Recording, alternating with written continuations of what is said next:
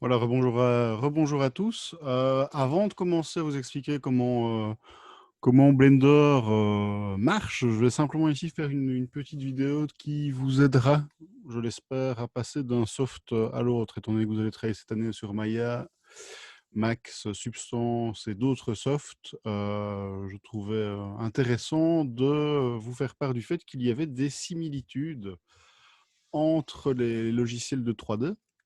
Donc ici, par rapport à l'interface, au centre, comme dans tous les logiciels de 3D, vous avez une zone qui s'appelle le viewport, qui est votre point de vue sur l'espace 3D. Donc ça se retrouve quel que soit l'outil.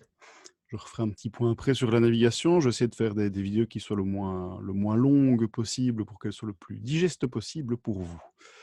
Donc voilà pour ce point-là. Alors dans tous les softs 3D, toujours, vous allez avoir ici un menu en haut qui va reprendre globalement les outils que vous pourrez retrouver au travers de raccourcis clavier ou au travers de plein de choses pour travailler. Donc tout est là dans les menus du haut.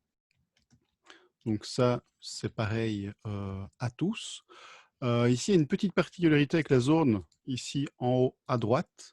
Ce sera plus facile pour les utilisateurs, donc les personnes pardon, qui auront testé parmi vous 3D Studio Max. Après, on retrouve pardon, un, un onglet ici qui regroupe tous les éléments de la scène. Donc, bah voilà. Donc, tout ce que je vais créer va se retrouver ici. On pourra accéder aux éléments via cette zone-ci.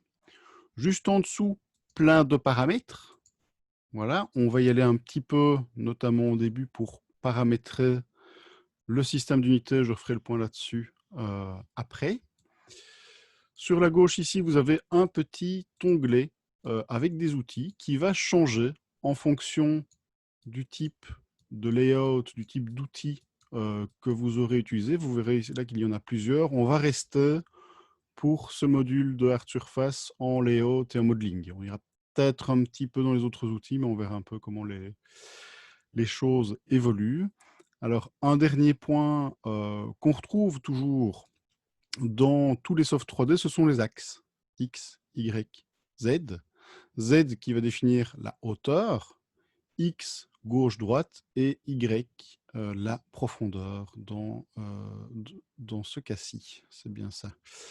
Euh, Toujours par rapport à l'interface, il faudra prêter attention à cette icône-ci. Donc, c'est l'espace 3D. Il y a moyen de changer d'espace pour travailler l'animation, pour travailler les textures. Donc, attention à cette petite icône-là. Et ici, l'object mode, c'est-à-dire qu'on peut rentrer dans l'objet pour travailler la structure de l'objet. Et donc, ça se fera au niveau de ce point-là. Voilà, dans un premier temps. Donc, je vous invite vraiment, quand vous regardez une vidéo, à tester tout de suite après ce que vous avez vu dans la vidéo, de façon à apprendre les choses au fur et à mesure. Donc, il y a tout l'aspect savoir que vous allez avoir en regardant la vidéo.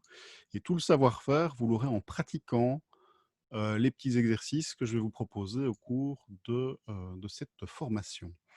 Donc voilà, c'était François Villers et je vous dis à très bientôt pour la vidéo suivante. Au revoir.